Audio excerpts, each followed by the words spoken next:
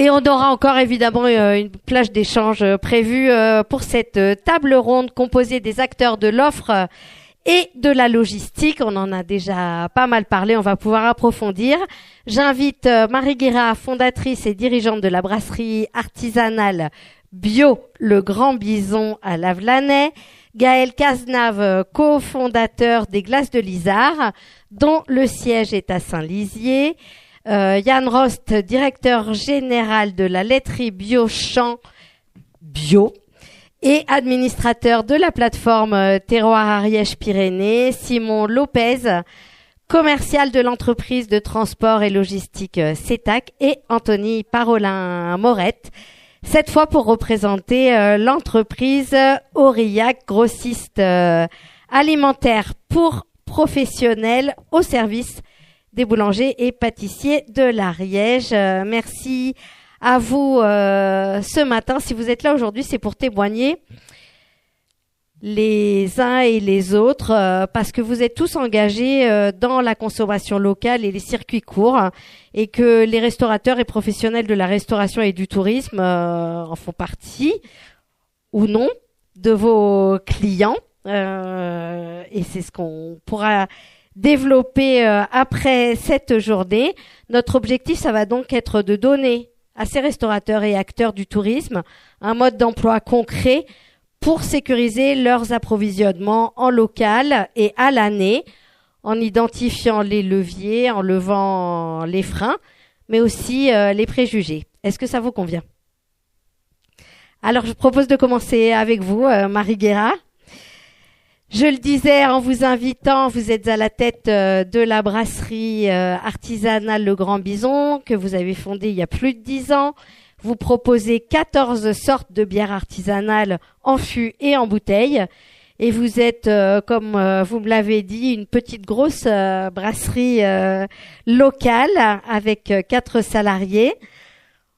Entrons directement dans le vif du sujet. Est-ce que les restaurateurs sont vos clients? Est-ce qu'ils font partie de vos clients principaux?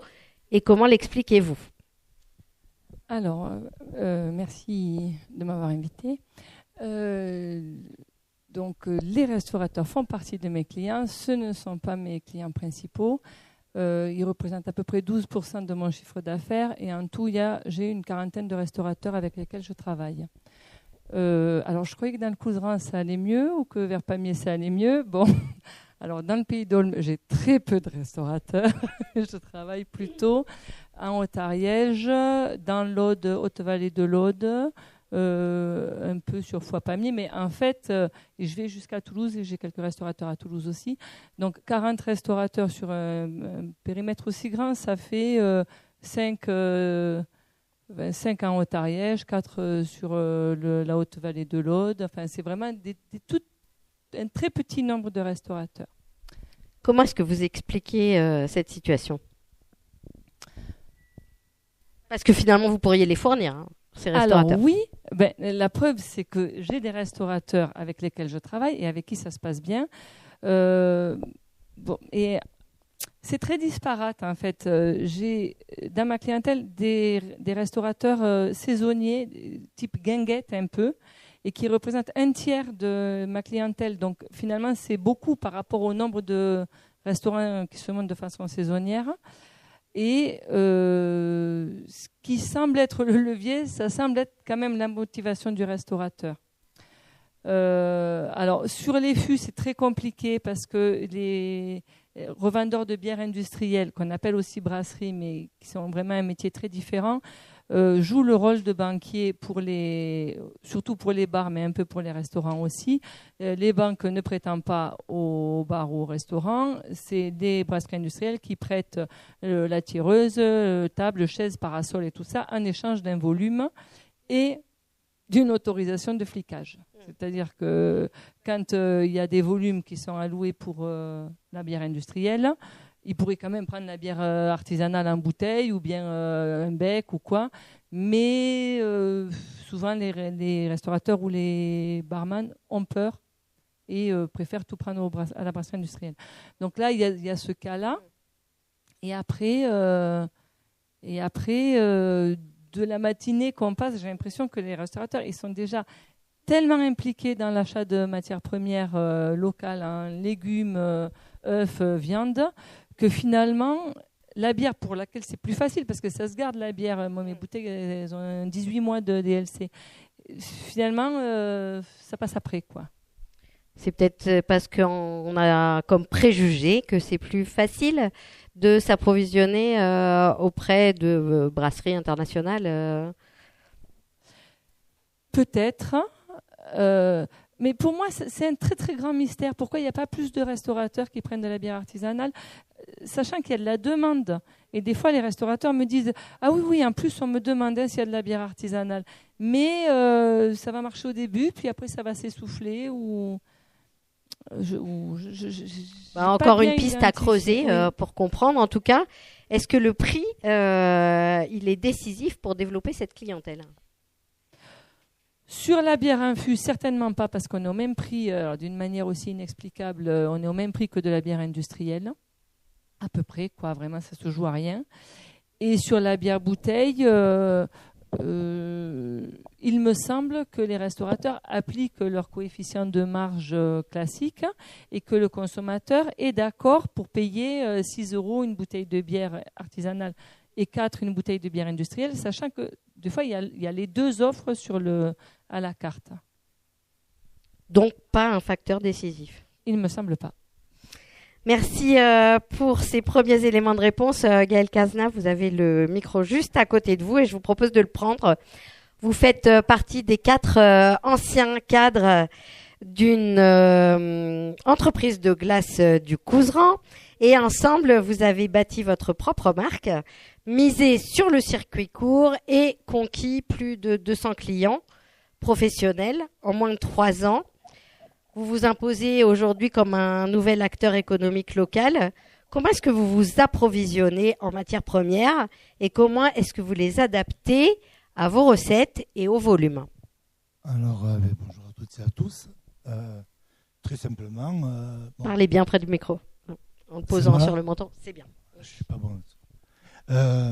Tout simplement, au départ, quand on a commencé pour fabriquer la glace, au niveau de la production, il nous fallait déjà du lait.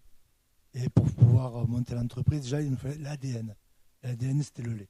Surtout parce que les crèmes glacées et la glace, au-delà du sorbet, c'est presque plus de 70% des ventes. Donc, il nous fallait ça. Sans ça, on était mort.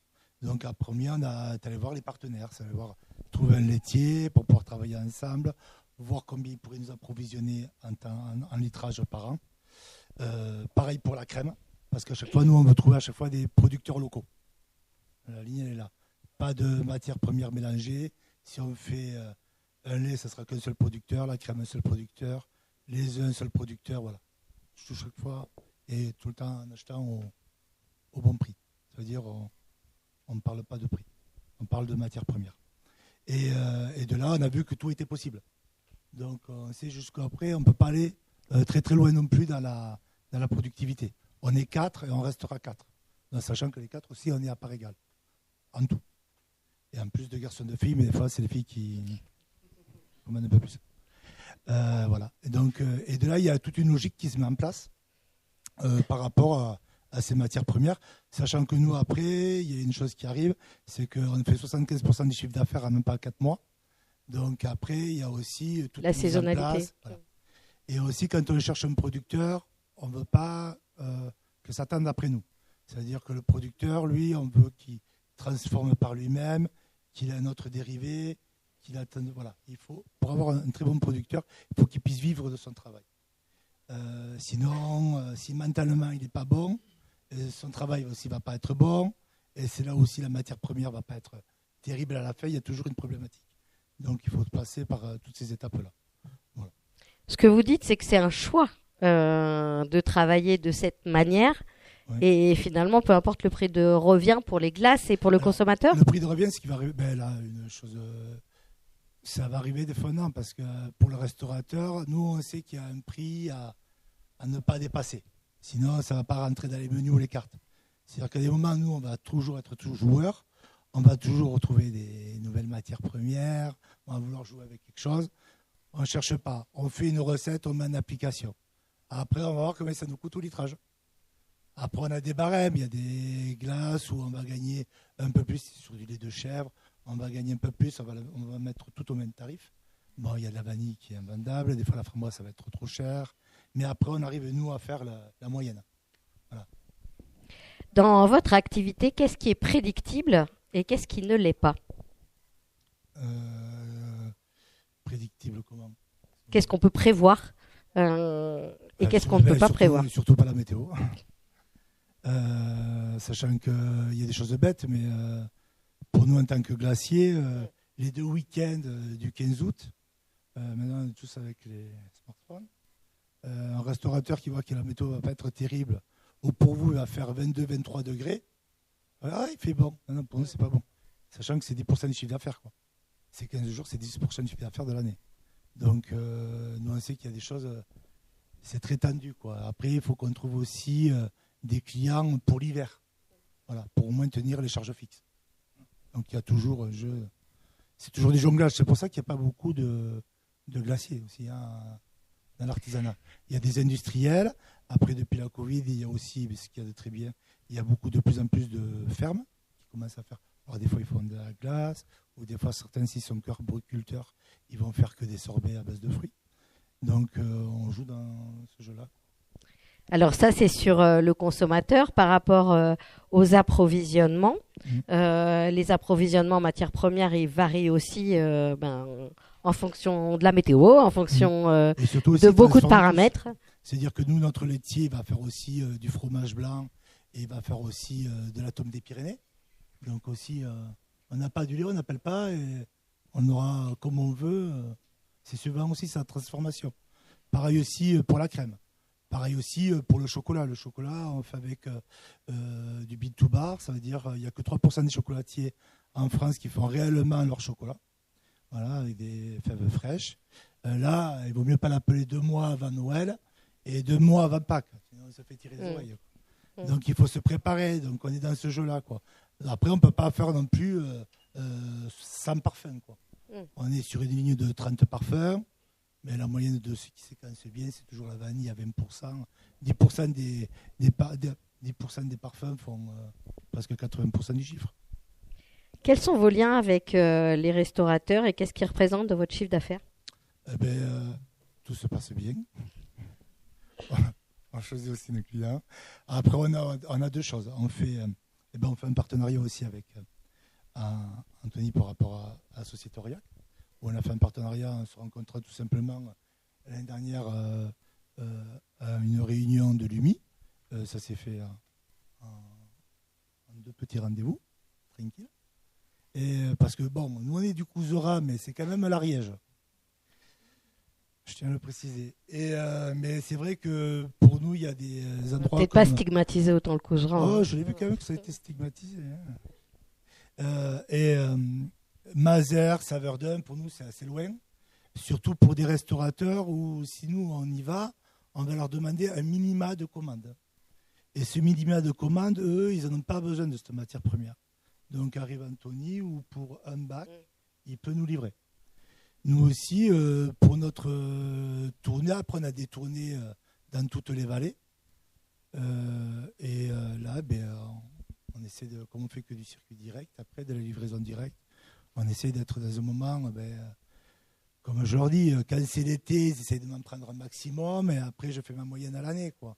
Hier j'ai fait une tournée, on n'était pas viable. Aujourd'hui, Fanny elle a fait une tournée ce matin du côté de Luchon, on n'est pas viable. On est viable en été. On le sait, ça fait partie, c'est le jeu, quoi. Après, nous on ne part pas sur des mots comme complication. Je déteste ça, c'est toujours négatif. Il faut toujours mettre quelque chose de positif.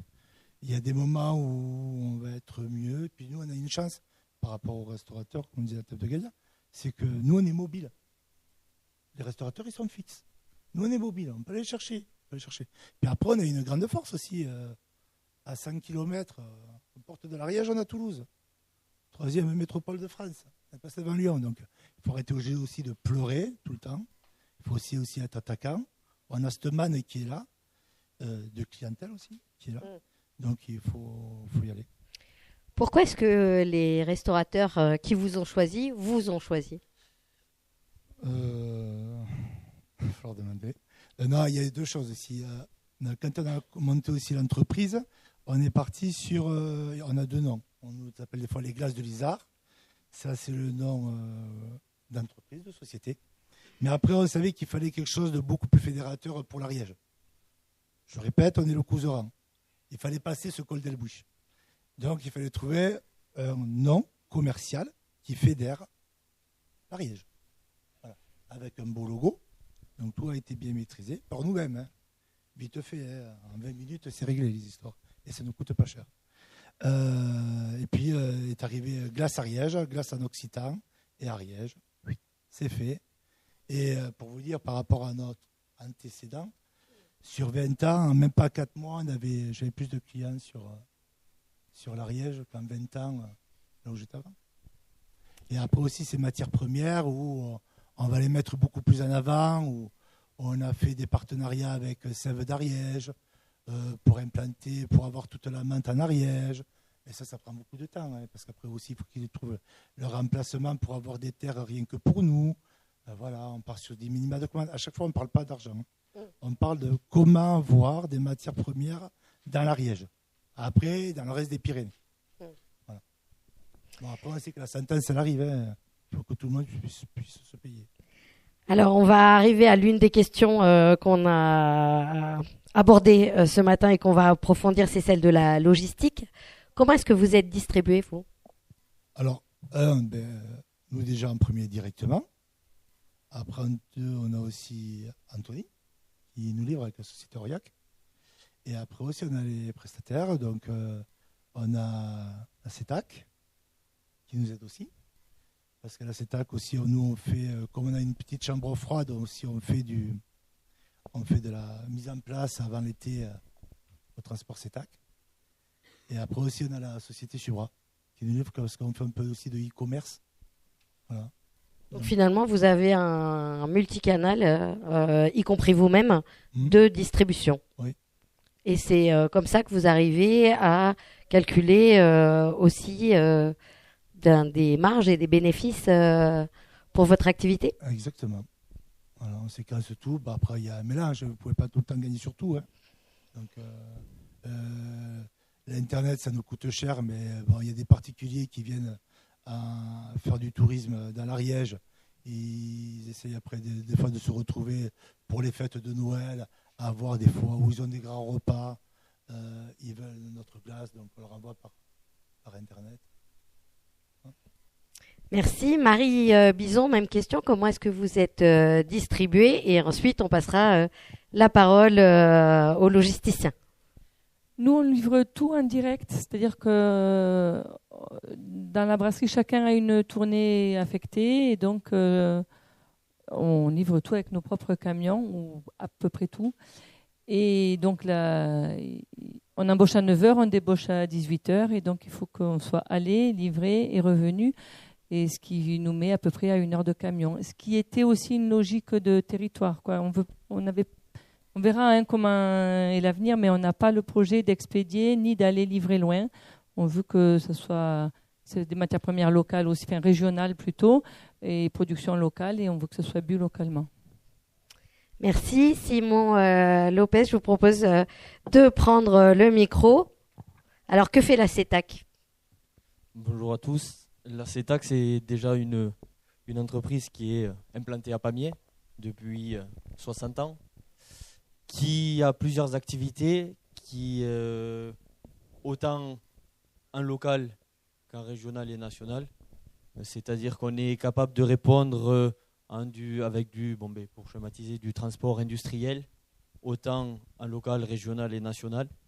On a une activité qui est de la messagerie palette, qui peut faire autant, pareil, local, régional, national et au niveau européen, puisqu'on fait partie d'un réseau de transporteurs qui permet d'acheminer les marchandises plus rapidement. Ensuite, on a une activité de distribution frigorifique et surgelée, et ça exclusivement sur le 09, et ça depuis 25 ans.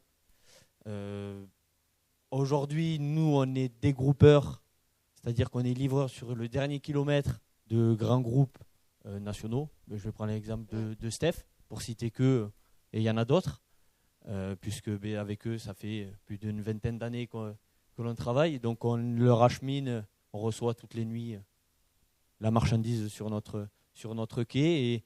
Et nous, on trie et on livre avec nos tournées quotidiennes. Alors on a des tournées, tout a été travaillé pour avoir un maillage, couvrir tout le département. Donc on va couvrir autant le Pays d'Olme, le secteur de Mirepoix, Pays d'Olme, autant la Haute-Ariège, autant le Couserans, autant la vallée de la Lèze, autant la Basse-Ariège. Et ça, c'est du lundi au samedi. Voilà. Ça veut dire que l'activité logistique en Ariège, on posera évidemment la question à Yann Rost et à Anthony Parolin-Morette, mais vous avez la possibilité de livrer les restaurateurs, les professionnels du tourisme en fonction de leurs besoins et à 100%. Aujourd'hui, on est capable de livrer parce qu'on le livre déjà. Après, ce qu'on livre, on va livrer autant des grandes moyennes surfaces comme des petites épiceries. Mais toutes ces personnes-là, aujourd'hui, quand elles passent commande, elles vont passer sur des centrales parce que de plus en plus maintenant, tout passe par des centrales. Donc, du coup, nous, on livre ce qu'on reçoit. Et on peut livrer aujourd'hui de la marchandise locale pour des producteurs. Ce qu'on fait déjà, en fait, avec la plateforme Terroir depuis 10 ans maintenant et qu'on héberge dans notre site. C'est-à-dire qu'ils ont à disposition des bureaux, ils ont à disposition un matériel existant, c'est-à-dire une plateforme, un quai froid positif. Ils ont une congèle à disposition, puisqu'on a aussi dans notre activité, on fait du stockage surgelé. Donc on a 2 congèles, et donc ils ont tout ce matériel à disposition. C'est eux qui se gèrent les commandes que leurs clients passent avec leurs producteurs, avec leurs fournisseurs. Et nous, on leur livre quotidiennement, on livre les cantines, on livre de la restauration, et c'est eux qui gèrent. Nous, on est le dernier maillon de la chaîne, donc effectivement, on n'a pas de maîtrise sur les commandes auprès des producteurs, mais aujourd'hui, on est capable de couvrir tout le département de l'Ariège. Comment est-ce que vous posez la problématique du circuit court et comment le promouvoir ? Je pense que déjà, il faut peut-être un peu aussi changer les mentalités des uns et des autres, et notamment aujourd'hui. C'est ce qui est difficile, je pense, en tout cas, même si je ne suis pas partie prenante là-dedans, mais ce que on peut voir, c'est que nous, on distribue quotidiennement de la marchandise et on va la livrer dans des restaurants, on va la livrer dans des commerces. Aujourd'hui, je sais qu'il y a des commerces qui ouvrent des rayons à des producteurs locaux pour mettre en avant. Mais aujourd'hui, je pense qu'il faut aller toquer à ces portes parce que si on n'y va pas, vu que maintenant, c'est majoritairement des centrales d'achat, du coup, je pense que ça sera difficile d'être référencé. Après, aujourd'hui, on est capable d'aller livrer partout. Voilà. Après, la problématique, aujourd'hui, je pense qu'il faut aller toquer à la porte et promouvoir. Après, est-ce que ces commerces-là aussi, ils seront prêts à accueillir ou à ouvrir un espace local pour de la marchandise locale, pour la mettre en avant et puis après, est-ce qu'aussi le producteur, peut-être qu'ils n'osent pas aussi ouvrir des rayons parce que le producteur peut-être ne va pas leur dire qu'il est capable de répondre aux demandes. Parce qu'il y a la volumétrie aussi dans des commerces comme ça à laquelle il faut répondre parce que je pense qu'ils ont beaucoup de passages et donc ça va demander du volume. Merci. Vous avez évoqué la plateforme Ariège-Pyrénées. La transition, elle est toute trouvée pour passer le micro à votre voisin Yann Rost, administrateur et utilisateur de la plateforme Terroir Ariège-Pyrénées. Un mot sur cette plateforme en complément de ce qu'a partagé Simon Lopez. Alors, la plateforme Terroir Ariège, d'abord, c'est une SKIC, c'est une société coopérative intérêt commun qui a été initiée par la Chambre d'agriculture de l'Ariège. Et en fait, cette plateforme travaille comme un grossiste, achat-revente, donc de produits ariégeois, et avec un service commercial qui va développer les ventes vers des acteurs ariégeois, que ce soit de la restauration collective ou commerciale. Donc, l'avantage de ça, on a beaucoup parlé de logistique et du dernier kilomètre. Et quand on parle du dernier kilomètre, c'est aussi massifier les volumes. Et lorsqu'on met en commun plusieurs producteurs et plusieurs produits, on peut vendre plusieurs produits à un seul point de vente, à un seul point de destructeur qui va consommer.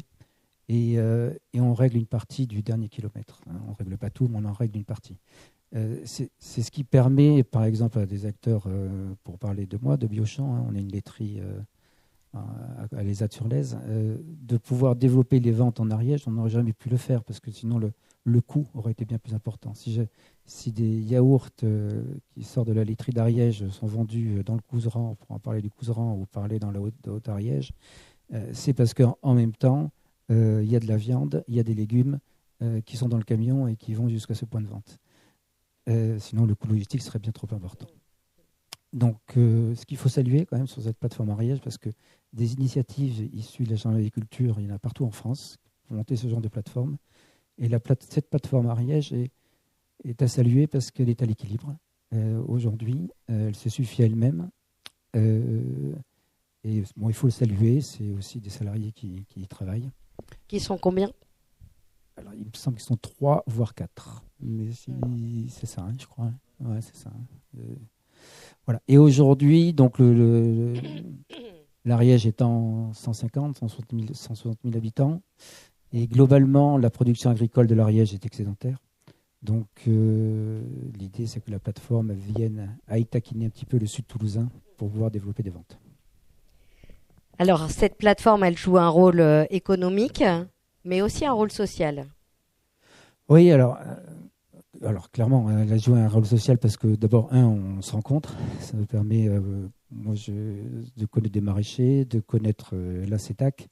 Et c'est aussi, vous savez, quand on est... alors, évidemment, avec la laiterie, on fait du lait de vache, du lait de brebis, on fait aussi du végétal. Donc, on a des filières sur les deux, donc des éleveurs de vaches et des éleveurs de brebis. Alors, on est en filière et j'ai aussi créé un label équitable Nord-Nord pour pouvoir consolider cette filière. Et quand on est éleveur ou agriculteur, on est vite seul. Et quand on a des espaces ici, comme là pour les maraîchers, je parle de maraîchers, mais aussi aux autres, ça permet de se rencontrer, de discuter, et c'est parfois un bol d'oxygène, quoi. Voilà. Donc c'est ce rôle social que a toute initiative collective. La consommation locale, pour vous, c'est une tendance en croissance ou un effet de mode ? Alors je ne pense pas que ce soit un effet de mode. C'est une tendance, c'est une lame de fond, je pense, pour plusieurs raisons. Il y a une conscience collective sur la malbouffe, même s'il y a des injonctions paradoxales de tout consommateur. Je pense que vous avez des consommateurs qui viennent chez vous et qui sont capables d'aller chez le McDo demain, quoi. Mais ça, on le voit partout. Je pense qu'il y a une conscience peut-être intuitive que dans ce monde un peu compliqué de transition, que les territoires sont plus résilients que la mondialisation. Donc c'est une conscience un peu intuitive. Il y a ce lien social dont on a besoin. Vous savez, quand post-Covid, il y a eu une inflation qu'on a tous vécue. Tous les réseaux de distribution étant en perte de vitesse ont perdu des parts de marché. Il n'y en a qu'un qui a... Alors, part de marché parce que les volumes d'achat ont baissé. Il n'y en a qu'un qui a sorti son épingle du jeu, c'était les marchés plein vent. Et quand vous allez à un marché plein vent, votre premier réflexe quand vous y allez, c'est pas, on n'est pas dans l'inflation, je rappelle, c'est pas de dire je vais trouver des produits moins chers. Peut-être que vous allez trouver des produits moins chers, mais vous y allez parce que vous dites je me rassure.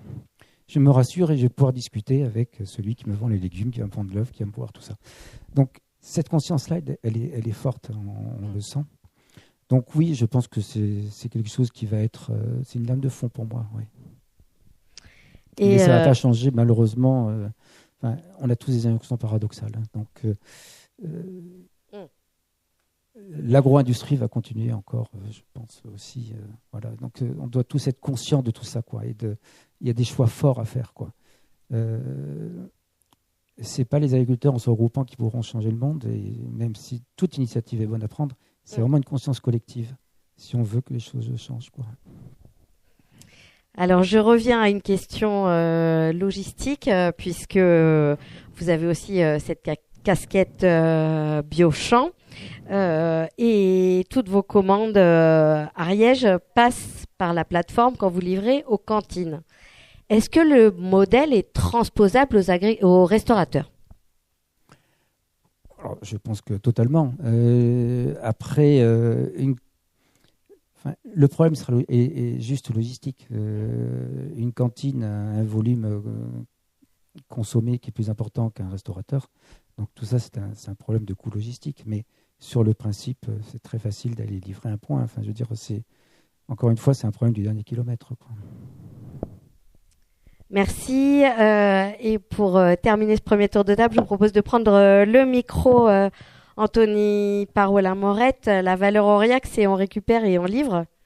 Est-ce que vous pourriez exposer la manière dont vous voyez la problématique logistique sur le territoire ? Merci beaucoup. Alors, on récupère, on achète et on livre. On n'a pas, nous, la carte transporteur, que ce soit clair, ce n'est pas l'idée, Simon, aujourd'hui, de l'avoir. Je te rassure, c'est pas loin de l'idée. En fait, l'entreprise Auriac, 70 ans sur Pamiers. Moi, j'ai repris il y a 2 ans à monsieur Auriac, voilà, donc 68 ans de même famille. Pourquoi je l'ai repris ? Tout simplement parce que moi, donc, je suis d'abord artisan boulanger à la Bastille-du-Sirou depuis 13 ans. D'abord dans le centre, après sur l'extérieur, pour l'emplacement et un parking qui était plus adapté. Et donc j'avais moi ce fournisseur de longue date, Auriac, depuis 13 ans, Jean-Louis, qui me servait et qui me parle de retraite. Et pas de repreneur. Un repreneur potentiel, mais du national en fait. Donc en fait, on parlait tout à l'heure de grossistes, je ne sais pas si c'était madame qui en parlait, je crois. Eh bien, les grossistes, ça prend, ça achète, ça ferme la structure, donc c'est 10 emplois à la clé, une fermeture totale. Et surtout, en fait, tout part de Toulouse. Aujourd'hui, en termes de grossistes alimentaires, on est 2, moi et François Lafont qui est sur Saverdun, et tout le reste, en fait, arrive de Toulouse. Moi, je suis vraiment, on parle du dernier kilomètre de l'impact carbone. Pour moi, c'était illogique à ce moment-là. Et donc, j'ai repris cette entreprise vraiment parce que je voulais vraiment qu'il y ait... comme dans le bâtiment, en fait, aujourd'hui, vous voulez construire une maison, ben, c'est à 95% chez Chausson au Point P. Voilà, il n'y en a que 2. Donc aujourd'hui, on se partage le gâteau à 2. Et moi, je suis contre ça, en fait, qui est un blocage, de se dire on n'a pas le choix avec une autre structure. Et surtout, Chausson au Point P, c'est des grands groupes. Aujourd'hui, moi, en fait, je suis seul, on est vraiment un seul patron. Et face à nous, ben, on bosse avec des Lactalis, des grands groupes. En fait, ben, c'est très compliqué de discuter avec eux. Honnêtement, à part, on parle que du prix et du volume. Ça marche à la palette, ça parle à rien d'autre. Enfin, vous connaissez ces gens-là, c'est toujours compliqué. Et l'idée, en fait, c'était donc les produits, on les a, nous, c'est pas un problème, que ce soit du national ou de l'international. Et c'était pas ce qui m'a fait virer, moi, toute ma vie. J'ai bossé, moi, avec des myrtilles de Frank Ginger, là, qui sont dans la vallée de la Barguière. Ils me livraient 1 fois par an, en congelé, bien entendu, parce que pour la conservation, on n'avait que ça. Et aujourd'hui, ben, l'idée, c'est de faire pareil, moi, sur cette activité grossiste, de proposer, en fait, aux artisans une fonction de matière première vraiment locale. Et on s'aperçoit qu'il y a les super fromages à Saint-Giron, il y a les super pommes dans le Mirapicien. Et la logistique des deux est hyper compliquée. Et en fait, nous, on veut jouer cette carte de logistique et se dire, parce que moi, je crois au département, autrement, je ne ferai pas ça. Parce que moi, vendre du beurre, de la crème, je vous rassure, des noisettes, ça ne me fait pas rêver. C'est parce que ça ne m'a jamais fait rêver aujourd'hui. Ce qui me fait rêver, c'est vraiment de mettre en avant un département. Et on parlait, tout à l'heure, Pauline en parlait, elle parlait de maraîchage. C'est vrai qu'à petite échelle, c'est sympathique, mais quand on arrive à un certain niveau, peut-être qu'il vaut me faire une seule catégorie. On se sépare et on va chercher en fait de la cadence et un petit peu de rythme pour en fait pas baisser le prix. Mais si demain le monsieur fait que des carottes ou plusieurs produits, ben, le prix sera toujours plus intéressant. Et l'idée en fait c'est grâce à ça qu'on arrive à accompagner nous l'artisan tout simplement. Il y a pas il parlait tout à l'heure des glaces en fait. Et c'est vrai qu'on a commencé à jouer avec les produits du coin. On a commencé avec la farine Nao parce qu'en fait aujourd'hui on passait nous 15 tonnes de farine sur Pamiers. Et on a un souci en fait, c'est qu'on fait beaucoup de 1 kg parce que le restaurateur c'est plus commode. En fait il n'y a pas à peser. C'est juste un côté pratique. Et en fait, pour avoir de la farine à 1 kg, eh bien, il faut quitter l'Occitanie. Vous allez dire, c'est aberrant. Hein, eh bien, c'est aberrant, je vous le confirme. C'est Barcelone ou c'est Périgueux. Alors aujourd'hui, en termes de coût kilo, c'est très très faible sur la farine. Donc on a fait le choix de pour l'instant ne pas en faire. Et en fait, sur le projet Dynamo avec le PAT et l'Empire tout à l'heure, on a répondu, en fait, ça s'appelle l'offre, c'est qu'on veut faire nous, de la farine à 1 kg. Et on bosse sur ce projet-là. C'est juste en fait se dire... on va pouvoir après même servir en fait autre chose que les artisans. C'est-à-dire que la farine à 1 kg, c'est la base partout, quoi. Je veux dire, dans les supermarchés, aujourd'hui, vous n'avez aucune farine qui est très jolie alors qu'on a une super farine hyper qualitative. Et ça met en avant l'agriculteur, les commerçants locaux, tout le monde suit en fait, c'est ça qui est intéressant. Alors, on peut aborder du coup la question du prix. Est-ce que manger local, c'est plus cher? Du tout. Moi, je sors d'une famille d'agriculteurs, on fait du bœuf gascon, toujours à Beauloup avec mon père.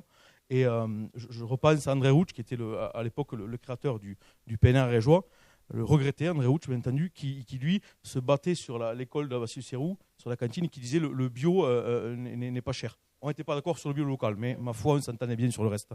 Et c'est vrai que je pense que le local, c'est pas plus cher. L'important, c'est le dernier kilomètre qui est toujours compliqué. C'est surtout s'entendre sur une logistique. Nous, on passe partout, en fait, dans tout le département, chez tous les clients, que ce soit restaurateurs, boulangers et quelques bouchers. Et c'est de se dire, en fait, on va réussir en fait, à récolter en même temps qu'on livre et à relivrer en fait, 3 jours après. Ça, c'est le seul point positif. Mais c'est pas plus cher. Quels sont, selon vous, aujourd'hui les freins à la consommation locale pour les restaurateurs comme pour les consommateurs? Pour le restaurateur, c'est la proposition. Elle n'est pas dans l'activité grossiste. En fait, ce sont des habitudes, en fait, tout simplement. C'est-à-dire que demain, moi, j'ai rien caché. On est 3 commerciaux en fait à tourner sur le département, nous, avec ma boîte. Et quand vous allez chez le client, vous avez un cadencier, vous avez une liste, et on travaille directement avec cette liste. Il n'y a pas de force de proposition aujourd'hui. Hier, j'étais un client à Foix, Thierry Massat, un boulanger pain cuit au feu de bois, un des derniers là, d'Ariège. Et il me dit, on travaille avec 2 fromagers, le Moulin Gourmand et Montaigu-Plantorel, la Cestière, et il me dit, j'ai vu du pic de la calabasse. Hier soir, téléphone, pic de la calabasse, on récupère et on relire la semaine d'après. Et ça, c'est une force inouïe que je veux dire, ça dans un gros groupe, je pense à mes concurrents Transgourmet, Cisco, pour moi, tout ça, c'est des choses qu'ils ne peuvent pas faire, quoi. Et aujourd'hui, c'est surtout mettre en avant notre département. C'est juste ça. Permet d'aller tirer un peu plus haut. Ce qui nous manque, il ne manque pas grand-chose, mais c'est juste cette logistique qu'il faut réussir, tout simplement. Je ne sais pas si j'ai répondu à la question, je ne pense pas, mais je me suis un peu égaré. C'est sur les freins à lever pour valoriser encore davantage la consommation locale. Oui, tout à fait. C'est pareil, par exemple, on parle des cafés Blasco. Aujourd'hui, les cafés Blasco, comme eux, en fait, ils étaient seuls. Je veux dire, il n'y a pas d'autres interlocuteurs sur Pamiers. Et bien, les cafés Blasco, nous, on bosse avec. Aujourd'hui, personne n'est roi dans son domaine, c'est une très belle phrase. Et c'est vrai que les cafés Blasco, ils étaient plus implantés sur le Luchonnet que sur l'Ariège. Et bon, aujourd'hui, nous, on a cherché. Je ne dis pas que c'est facile, parce qu'il y a des habitudes. Vous parlez tout à l'heure, il y a des contrats qui sont faits, que ce soit avec les brasseurs, avec les grands groupes. Donc, c'est compliqué de déloger, mais ça prend un peu de temps, mais ça se fait tout doucement. Mais c'est surtout de rapporter une confiance aussi à nos clients. Se dire, on est présent toutes les semaines, on a un service nous, de rapidité de dépannage qui est là. Et ça, aujourd'hui, ça n'a pas de prix. Les uns et les autres, même question, quid des freins à la consommation locale?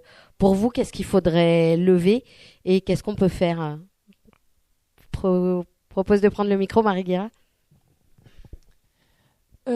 Effectivement, sur la logistique, dans les restaurants, il y a souvent un problème de place. C'est-à-dire que nous, on a un tarif plus attractif à partir de 10 cartons. 10 cartons, c'est pas beaucoup, mais ça prend quand même de la place. Et c'est vrai qu'avec une logistique plus récurrente, on peut aller sur 2 cartons, 3 cartons et ce problème de place est résolu.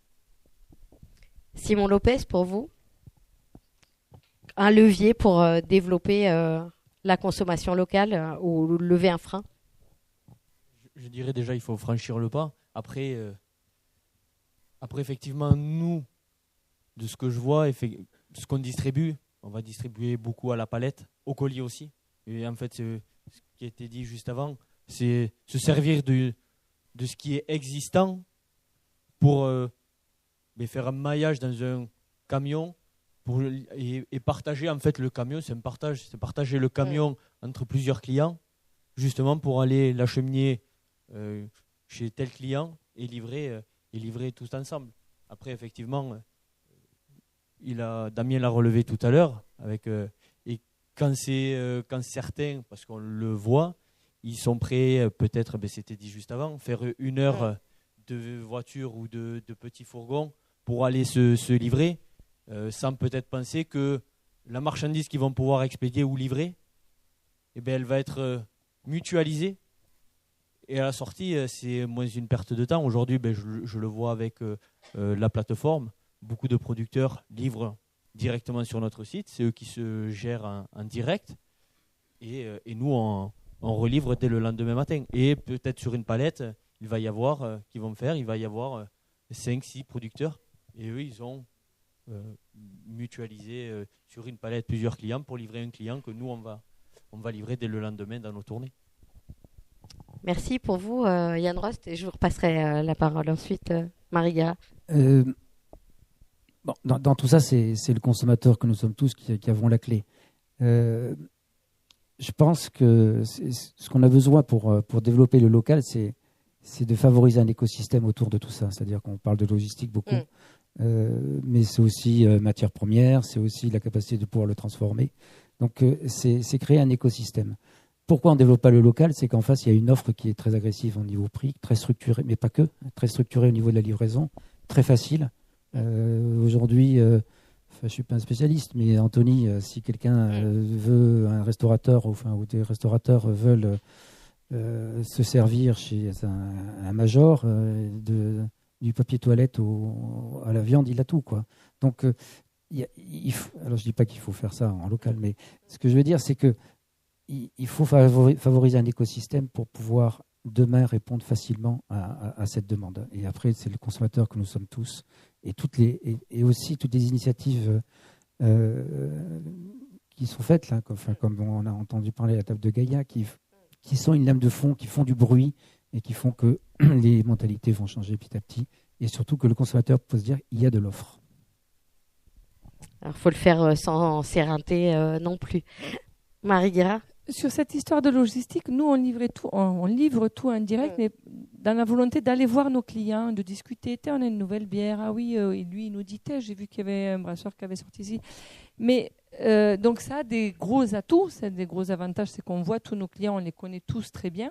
Mais effectivement, il semble là, à la lumière de ce qui s'est dit ce matin, que la plateforme et la possibilité de déloter est un atout pour de nombreux restaurateurs. Encore une fois, il y a l'axe faire connaître et faire savoir qui ressort de vos propos. Voilà. Et ensuite, je pense que les consommateurs, ils connaissent pas assez bien nos produits encore, et que il faut qu'on arrive à mieux faire savoir qui on est, qu'est-ce qu'on fait, d'où viennent nos matières premières, pourquoi c'est pas du tout la même chose d'acheter notre bière ou notre glace et une bière ou une glace industrielle. Ça n'a absolument rien à voir, ni en goût, ni en engagement environnemental, ni en engagement sociétal. Et ça, on ne fait pas assez bien savoir. Et sans surcoût de prix significatif, en tout cas. Ce qui montre l'engagement sociétal. Oui. Gaël Cazenave, sur cette question, avant de passer le micro public, comment est-ce qu'on fait pour lever les freins? Non, après, le frein, déjà vous parlez, on n'a rien sans rien, les heures de travail.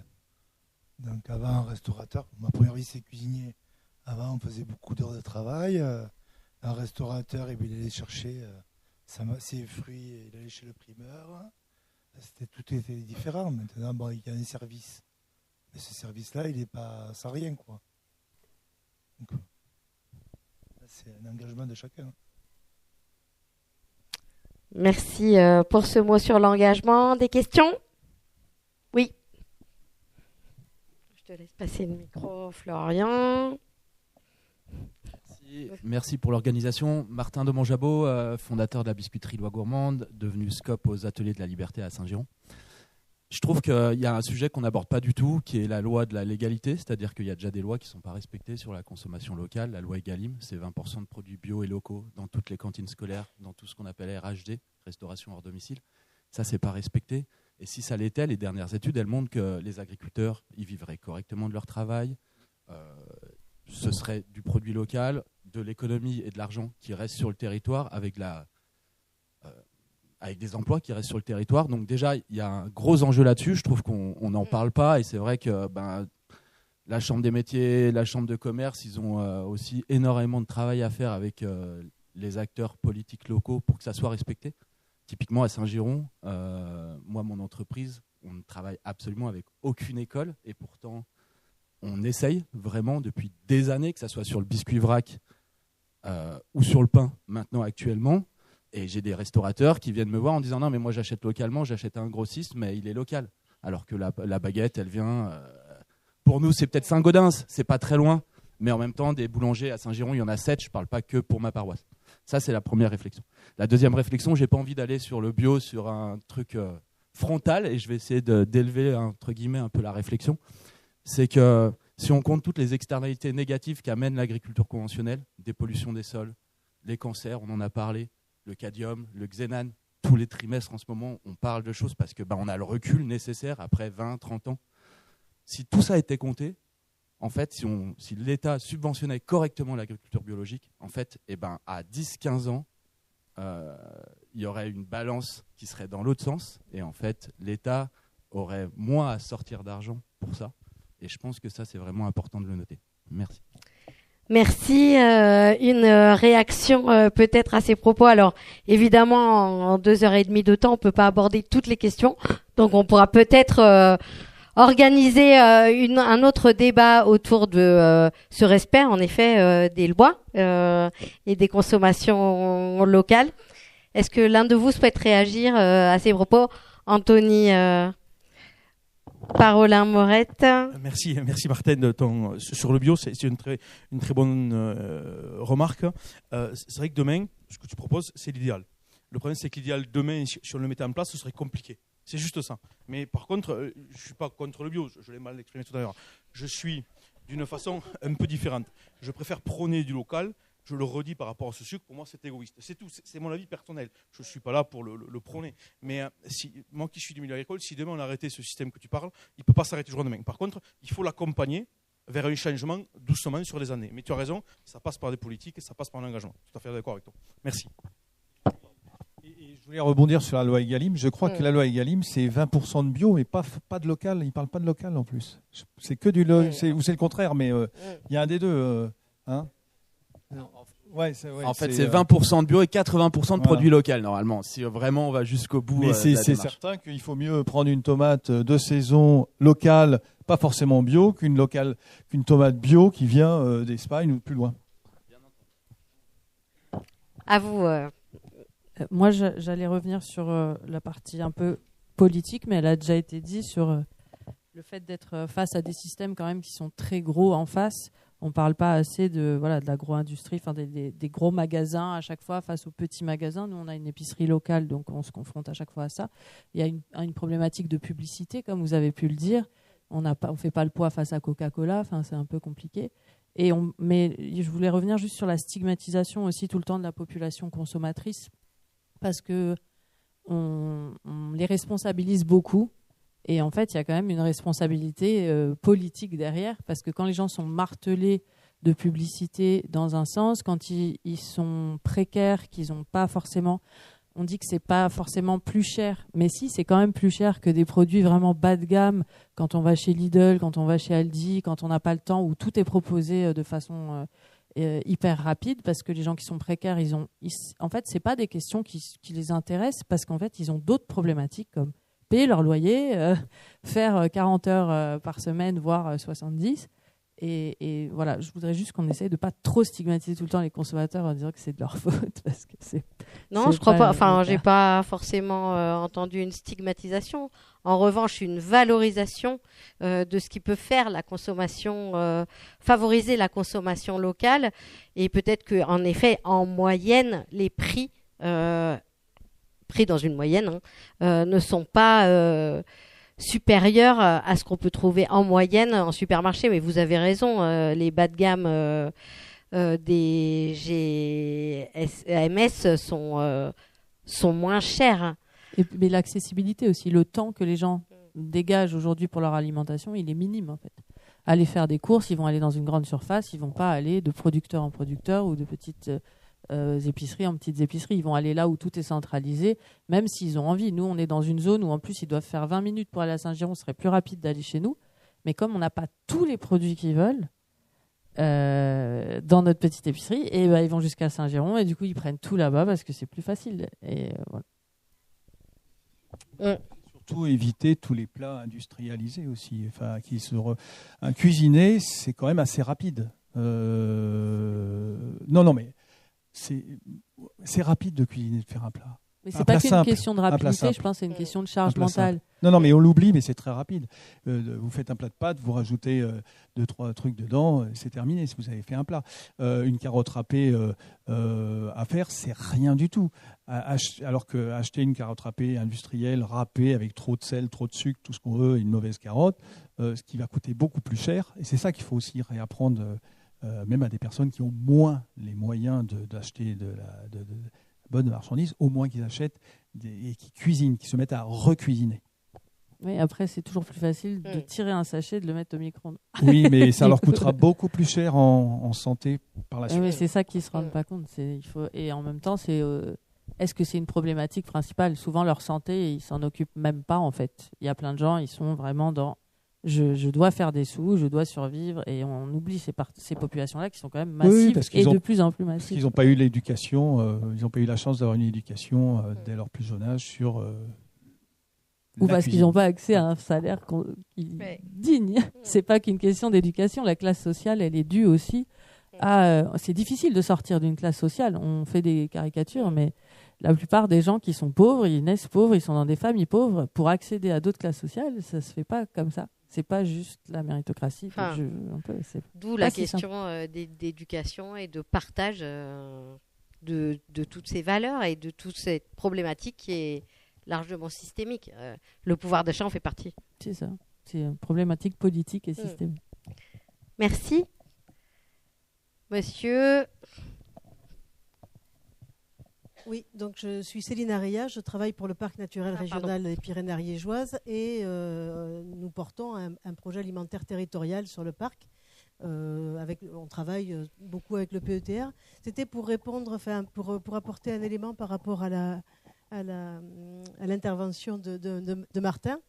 Donc les PAT, que ce soit le PETR ou le parc, nous avons mis en place des actions pour accompagner les cantines scolaires pour respecter la loi Egalim. Et effectivement, ça demande un accompagnement. Et ça demande un accompagnement qui est coûteux parce que ça demande un accompagnement qui est sur du long terme, qui nécessite de la formation pour les cuisiniers de restauration collective qui ne sont pas toujours formés à faire du frais local. Ça demande de l'investissement pour avoir des cuisines qui sont adaptées à faire de la cuisine.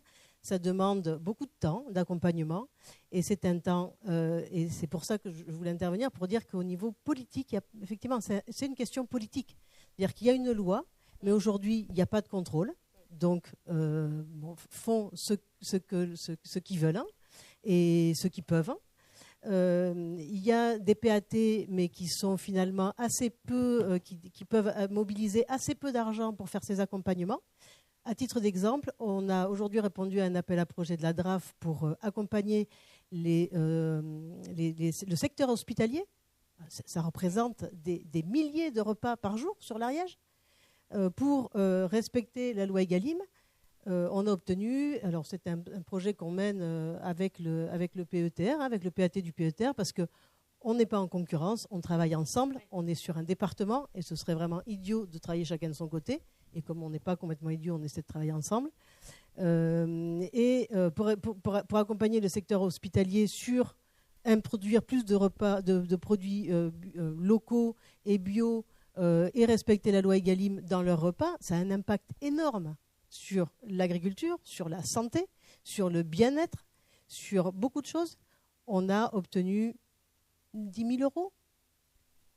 Bon, je dis juste ça, donc c'est très politique. Et pour repartir sur la santé, le coût, on l'a estimé, c'est 19 milliards par an pour les conséquences d'une mauvaise alimentation sur la santé, diabète de type 2 et obésité avec toutes les comorbidités associées.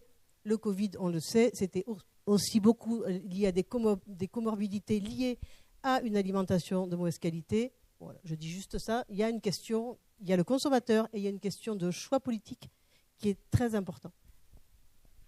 Merci pour cette intervention. Est-ce que l'un de vous souhaite réagir ?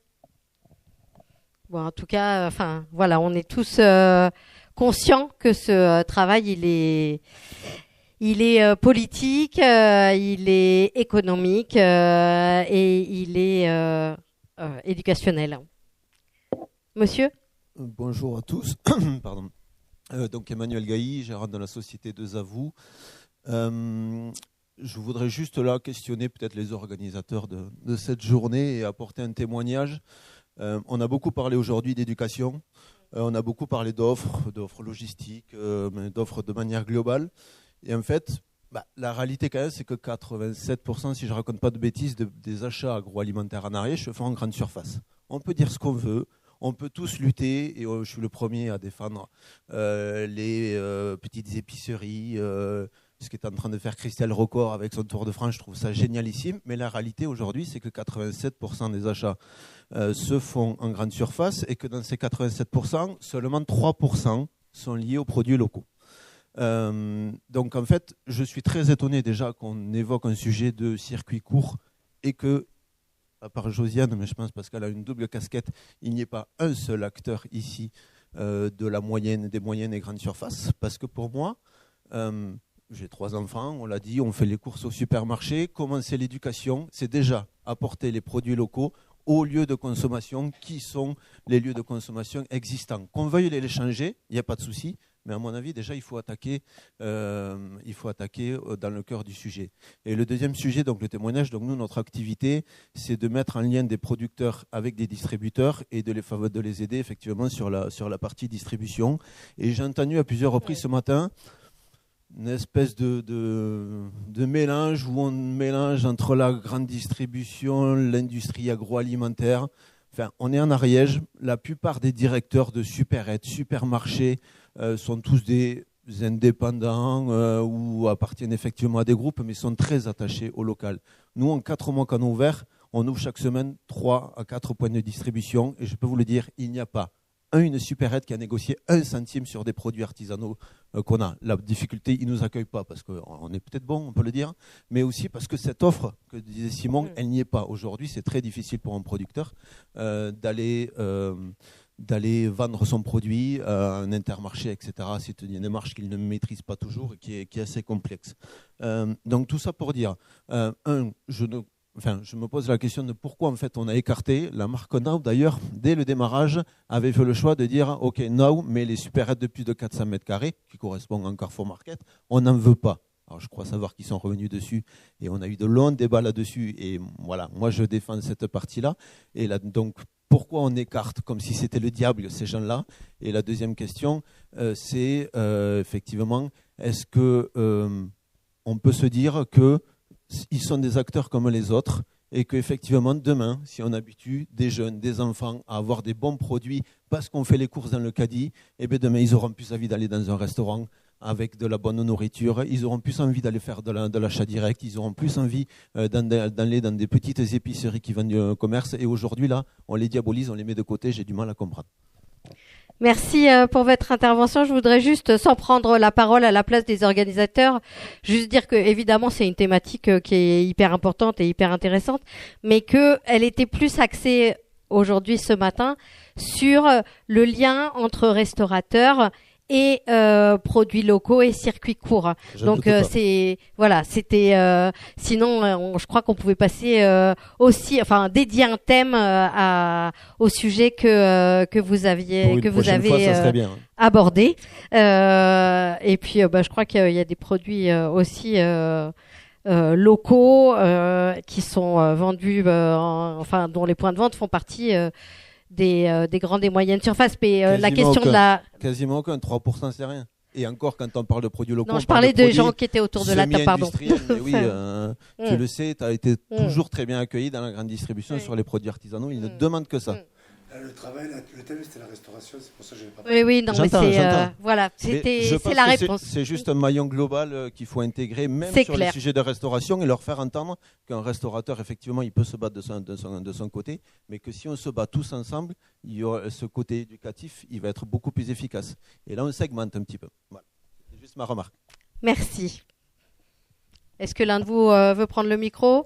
Oui. J'aurais juste sur la marque Now. Donc moi, en fait, je représentais à l'époque, quand je rentre dans la marque Now, le syndicat des boulangers. Et pour moi, en fait, avoir une marque, un Now, chez un artisan, que ce soit boucher, boulanger ou restaurateur, et la retrouver en fait dans la solution, pour moi c'était choquant. Et j'ai toujours battu par rapport à ça. Pauline peut le témoigner. Si on a changé d'avis, je voudrais le savoir parce que ça m'embêterait énormément. Je crois qu'il me semble que c'était maximum 400 mètres carrés. Ça. Donc ça gardait en fait tout ce qui était épicerie plutôt locale, de proximité. Et j'ai rien contre les intermarchés, j'ai pas de souci. Les supermarchés, pardon, c'est pas un problème. Ce que je veux juste en fait, c'est que on n'est pas la même marque d'un côté à l'autre parce que on aurait perdu le client. Pourquoi ? Parce que demain, si le supermarché allait prendre une palette en fait d'un tel produit, il n'aura pas le même prix qu'un artisan qui allait prendre un carton. C'est juste ça. Et c'est la logique. La logique du sens, c'est s'il y a un carton, je veux dire, si demain il va faire un franco pour 8 euros d'un carton, ça ira bien, mais peut-être 8 euros, ça ne sera pas sur la palette. Je peux me tromper Damien. Mais donc il y aura toujours un écart en fait. Et le coût, pour me confirmer tout ce qui est les acteurs de la logistique, le coût en fait au kilo, je veux dire le coût transport, il est énorme. Je veux dire, il y a un gros écart, c'est scandaleux quoi. Et donc automatiquement, c'est pas leur faute, c'est le système. Plus il y en a, plus c'est cher. Moins c'est cher au kilo, et moins il y en a, plus c'est cher au kilo. Et donc c'est ce qui va se passer si demain en fait on va dans la distribution avec la marque Lan. C'est juste pour la marque Lan. Moi, à l'époque, on avait créé mon collègue Pascal Chéral, secrétaire de l'Union des artisans, avait dit une phrase qui était forte. Il a dit il faut qu'on prévoie à l'époque à la création de 2 marques. Et je m'aperçois qu'il avait raison. Il fallait qu'on ait 2 marques. On n'a pas été bon au démarrage, tout simplement. Après, bien entendu qu'il en faut partout des marques, mais je pense que celle-là, si on pouvait la garder de proximité pour les artisans, je t'accorde, après on n'ira pas chercher le débit nécessaire. C'est vrai, tout simplement. Pardon, merci. Bon, en tout cas, on ouvrira le débat sur le sujet. On prend une dernière question. Je ne voudrais pas clôturer sur ça parce que ça va être quelque chose de très terre à terre et très technique. C'est vrai que, vous le savez maintenant, donc, le transport Subra, c'est de la messagerie.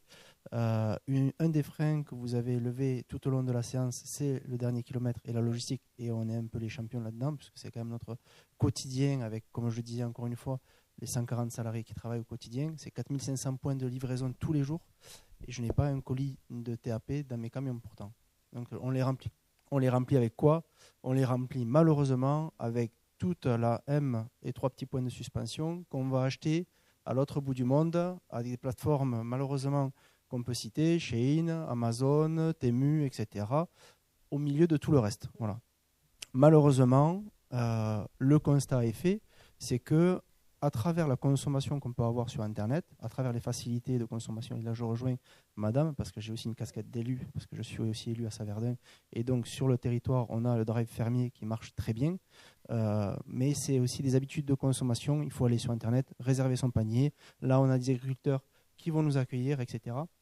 Et j'en viens donc du coup à ma question qui est très pragmatique. Un des freins que vous rencontrez aujourd'hui, c'est le conditionnement. Messieurs, mesdames, donc que ça soit pour transporter des glaces, donc il faut transporter ça dans du froid. Quand on a la quantité de mètres sur palette, on peut confier ça à Simon, puisque là, on a effectivement un Franco qui va être amorti avec les quantités qui seront transportées. Mais au-delà de ça, on va commander donc un transport à travers une glacière. Cette glacière, aujourd'hui, c'est Chronopost qui la fournit. Aujourd'hui, c'est le seul opérateur qui peut travailler sur des petits colis frais sur les distances qu'il propose. Donc ces glacières, elles existent nullement en Ariège. Ça, c'est déjà un premier levier, un premier frein. Et ensuite, il y a... Et une piste de travail. Oui. Et ensuite, il y a tout ce qui est maraîchage, donc les fruits et légumes, on le sait quand on le transporte. Et c'est un des freins aussi qu'avait levier Emmanuel quand on travaillait à l'époque sur le projet. C'est que si je dois concevoir un colis avec un pot de miel, 2 bottes de poireaux et ensuite des produits, des confitures, une baguette, etc., il va falloir que je le mette dans un colis. Et malheureusement, et là on heurte juste un détail, mais qui va casser toute la chaîne. Et là, et après, donc ça on ne remplacera pas. Ça, c'est le contact que présentait madame, parce que je suis aussi neveu d'une personne qui n'est pas là aujourd'hui, Jean-Philippe, je le cite, pour la marque Magrada, puisqu'aujourd'hui vous avez une personne un peu considérée comme le professeur Tournesol, parce qu'il n'aime pas cette étiquette-là, mais c'est une personne qui, tel un Don Quichotte, va se battre contre cette image qu'on va coller à des produits de terroir, qui va vouloir faire d'une recette un produit emblématique, qui va avoir aussi face à lui des freins. Alors nous, on est chez Transport Subra maintenant depuis des années, volontaires à être un levier pour le développement des entreprises ariégeoises. Pourquoi ? Parce qu'aujourd'hui, l'activité au travers des relations clients représente 4% de notre activité. Donc, les 96 autres %, ce sont des arrivages qui arrivent chez nous, et qui font que j'ai cette force de frappe. Et moi, aujourd'hui, avec 80 tournées par jour, je me dis qu'il y a largement la capacité à mutualiser, rationaliser. Et c'est ce qui fait qu'Anthony, on a cette force et cette volonté, parce que ce n'est pas non plus à coup de grosse marge que je propose ce tarif-là. Au contraire, c'est justement pour donner l'occasion, le goût de faire appel à des transporteurs locaux. Voilà, donc le conditionnement, je dis, c'est quand même un levier. Je ne sais pas si vous rencontrez aujourd'hui cette problématique. Donc voilà. Merci beaucoup. Alors, l'idée de mutualisation, vous l'avez évoqué, de multiproduits aussi. Je vous laisse prendre le micro, Simon, pour une réaction, et puis on prendra une dernière question que j'ai vue. Je relève juste quand on parle de colis passés dans une glacière, ça représente quoi un colis? Aujourd'hui, nous, on expédie des colis pour nos clients en toute France.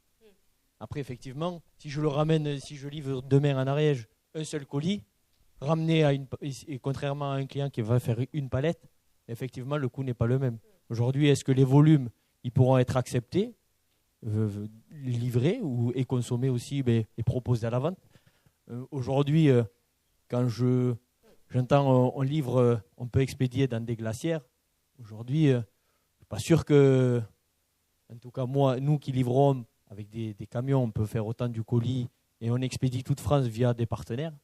Aujourd'hui, ils ne proposent en aucun cas des glacières. Parce qu'aujourd'hui,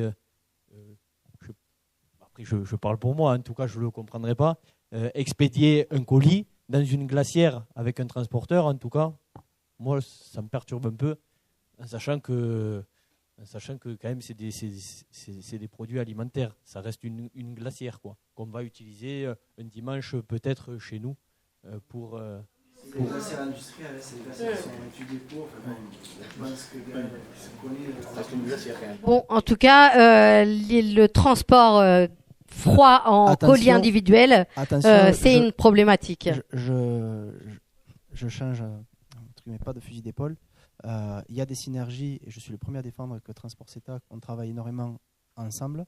En tout cas, la philosophie elle est d'être coude à coude avec eux pour fortifier le réseau d'acheminement pour l'Ariège, et à travers ne serait-ce qu'on a un chantier ouvert avec le Salon international de l'agriculture où Transport Subra va mailler finalement l'opération et va s'appuyer aussi sur la force de frappe de Transport CETAC entre Pamiers et Paris, mais le ramassage, donc du coup la proposition de livraison sur les stands avec des coursiers, Subra le met en place après coup de temps, tout simplement parce qu'on va être un levier de développement pour les agriculteurs ariégeois. Et défendre l'agriculture, c'est défendre nos enfants. Mais on a vraiment entendu l'engagement des acteurs locaux. Et la glacière qui est fournie par Chronopost aujourd'hui, moi ça me fait mal, parce que ce sont des parts de marché finalement qui sont prises, et qui sont prises finalement avec des camions supplémentaires mis sur la route, alors qu'on pourrait travailler sur une logique de mutualisation. Voilà. Mais après, j'enlève rien à la logique de mettre un colis dans une glacière, parce que je pense que si y a des expéditions qui se font comme ça, c'est parce qu'il y a de la clientèle derrière, il y a des demandes, il y a des gens qui manquent d'espace dans des réserves, il y a des gens qui ont besoin d'être acheminés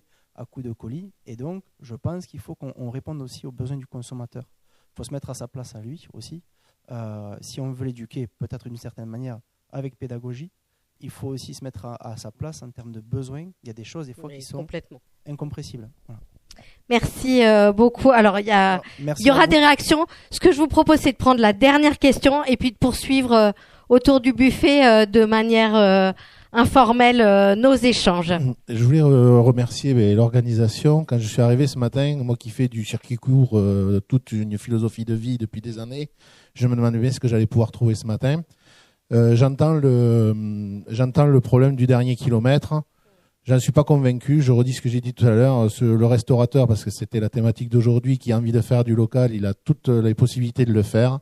Du moment qu'il le décide, qu'il fait ce choix-là et qu'il a tout à portée de main pour y arriver. Après, plus sur l'aspect structuration des filières, je déplore le fait que moi j'achète mes œufs bio dans l'Aude parce que je les trouve pas en France, en Ariège, pardon. J'ai un agriculteur qui me fait les cochons, qui me fait les lentilles, qui me fait les pommes de terre et qui me donne également toute son amitié, qui se décide maintenant de se lancer dans la filière ovéole, faire des œufs. Donc, il est revenu me voir pas plus tard que hier en me disant c'est simple, si je veux pouvoir te vendre des œufs, il faut que j'investisse dans une machine qui vaut 10 000 € pour pouvoir voir si mes œufs que je te livre, ils sont pas craquelés. Donc, il y a peut-être des pistes à faire au-delà du dernier kilomètre, parce que lui, pour le coup, il vient, il m'apporte le cochon, il m'apporte les lentilles, il repart avec les déchets pour ses cochons. Donc après, il y a des solutions qu'on trouvera du moment que, j'ai envie de dire, du moment que tout ce milieu agricole décidera de combattre avec les bonnes armes et en utilisant les armes de l'agroalimentaire, même si c'est pas faut pas le considérer comme un gros mot. J'ai une casquette aussi au groupe Logis à Paris. Donc c'est les 1800 hôteliers indépendants qui couvrent tout le territoire. Et bien je peux vous dire que depuis 8 ans qu'on utilise les mêmes outils que les chaînes intégrées dans notre commercialisation, on a fait des progrès énormes. Donc s'il y a une piste de réflexion à apporter pour la marque Now, c'est peut-être demain ne pas hésiter à utiliser ces outils-là aussi. Voilà. Merci beaucoup, c'est riche. Toutes ces propositions, je crois que Josiane Gosford, vous vouliez prendre le micro. Alors moi simplement je vais prendre le micro déjà pour conclure parce que je dois partir aussi à Toulouse. Donc merci à vous toutes et à vous tous d'être venus aujourd'hui. Donc je remercie la Chambre des métiers et la Chambre d'agriculture qui a dû partir aussi parce que l'actualité fait que nous avons beaucoup d'événements et beaucoup de réunions. Moi il y a quelque chose qui m'interpelle. Alors il y a deux choses qui m'interpellent et je rebondis sur toi, sur ta dernière intervention. On a très peu parlé des règles sanitaires. Est-ce qu'aujourd'hui, un restaurateur peut acheter des œufs fermiers dans son restaurant? Voilà.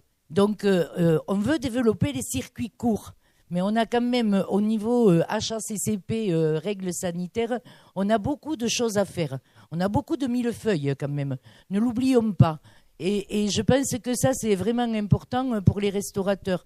Parce qu'il y a beaucoup de restaurateurs qui auraient cette volonté. On les accompagne au niveau de la chambre de commerce, on le voit. Et je peux vous dire que les règles sanitaires sont hyper importantes.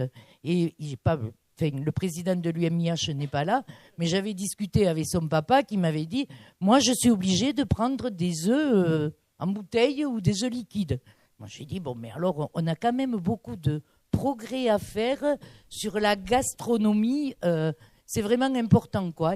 Et ça, voilà, je voulais vraiment le souligner parce que on en a très peu parlé. Et puis je voudrais rebondir sur Emmanuel Gailly. C'est vrai que ces réunions sont hyper importantes.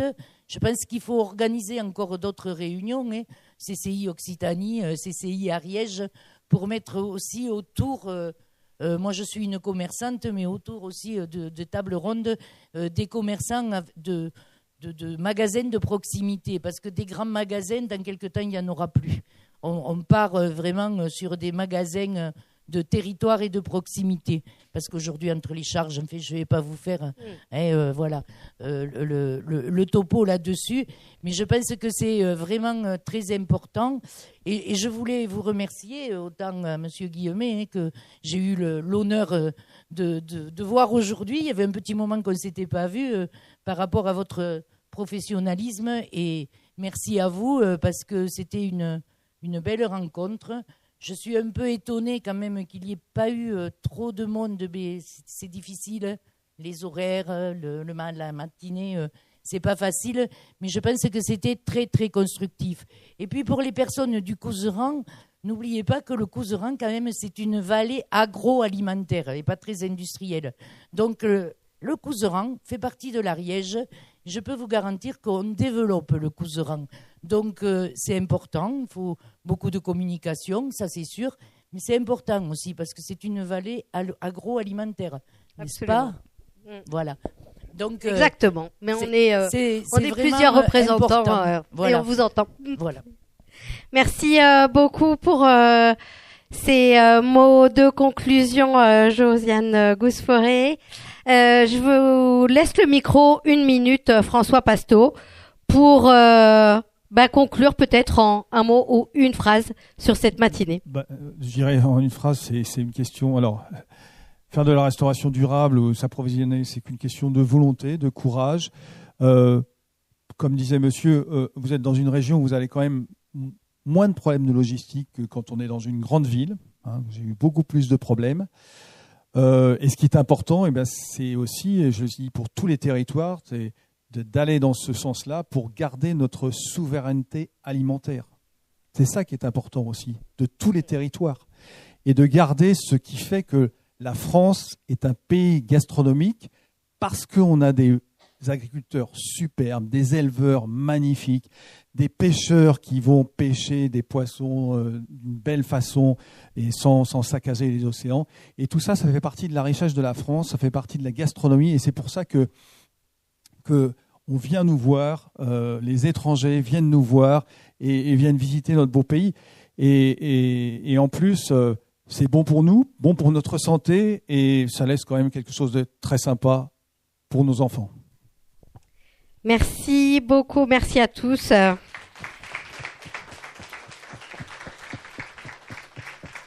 Merci pour vos questions, votre participation active à nos débats. On poursuit donc de manière informelle autour du buffet préparé par la table de Gaïa.